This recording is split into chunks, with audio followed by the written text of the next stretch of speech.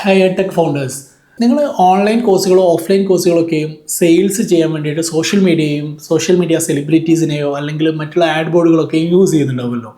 ഈ ഒരു സമയത്ത് എത്ര അഡ്മിഷൻ വന്നു, അതല്ലെങ്കിൽ എങ്ങനെയൊക്കെയാണ് അവിടുത്തെ മാർക്കറ്റിംഗ് സ്ട്രാറ്റജി ഇംപ്ലിമെൻ്റ് ആയതെന്നൊക്കെ അറിയണമെങ്കിൽ, അതല്ലെങ്കിൽ നിങ്ങൾക്ക് ആ ആക്ടിവിറ്റിയിൽ നിന്ന് പർച്ചേസ് ചെയ്യുന്ന സ്റ്റുഡൻസിന് അവർക്ക് എന്തെങ്കിലും സ്പെഷ്യലായിട്ടുള്ള ഡിസ്കൗണ്ട് ഒക്കെ പ്രൊവൈഡ് ചെയ്യണമെങ്കിൽ ഏറ്റവും നല്ല ഓപ്ഷൻ എന്ന് പറയുന്നത് അത് ഒരു കൂപ്പൺ കോഡ് സെറ്റ് ചെയ്ത് വെക്കുക എന്നുള്ളതാണ്.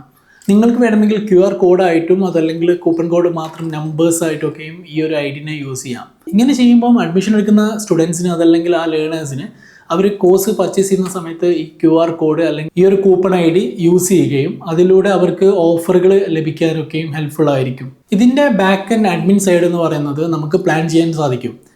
നിങ്ങൾക്ക് നിങ്ങളുടെ ഒരു coupon code multiple time use ചെയ്യാൻ പറ്റുന്നതാണോ, അല്ലെങ്കിൽ ഇൻഡിവിജ്വലി യൂസ് ചെയ്യേണ്ടതാണോ, അതല്ലെങ്കിൽ സ്പെഷ്യൽ ഒക്കേഷനിൽ യൂസ് ചെയ്യേണ്ടതാണോ, സീസണിൽ ടൈം ബീങ്ങിലൊക്കെ യൂസ് ചെയ്യേണ്ടതാണോ എന്നുള്ളതൊക്കെയും സെറ്റ് ചെയ്ത് നിങ്ങൾക്ക് നമ്പർ ഓഫ് ഈ പ്രൊമോഷൻ കോഡ് അല്ലെങ്കിൽ ഇത് യൂസ് ചെയ്യാൻ പറ്റുന്നവരുടെ ലിമിറ്റൊക്കെയും സെറ്റ് ചെയ്ത് വെച്ച് കഴിഞ്ഞാൽ നിങ്ങൾക്ക് ഇതിൻ്റെ ഒരു കറക്റ്റായുള്ള അപ്ഡേറ്റ് നിങ്ങളുടെ ബാക്ക് എൻഡിൽ അവൈലബിൾ ആയിരിക്കും. അങ്ങനെ പ്ലാൻ ചെയ്യുന്നതിലൂടെ നിങ്ങളുടെ ഒരു പ്രൊമോഷണൽ ആക്ടിവിറ്റിയിൽ നിന്ന് എത്ര ലീഡ് കൺവേർട്ട് ആയെന്നും എത്ര ലീഡ് വന്നെന്നും എല്ലാ കാര്യങ്ങളെയും നിങ്ങൾക്ക് സിംഗിൾ വിൻഡോയിലൂടെ മോണിറ്റർ ചെയ്യാനും അതനുസരിച്ച് നെക്സ്റ്റ് വരാവുന്ന ഇവൻറ്റുകളും ഇതുപോലുള്ള പ്രൊമോഷൻ ആക്ടിവിറ്റീസും പ്ലാൻ ചെയ്യാനൊക്കെ നിങ്ങൾക്ക് ഹെൽപ്ഫുൾ ആയിരിക്കും.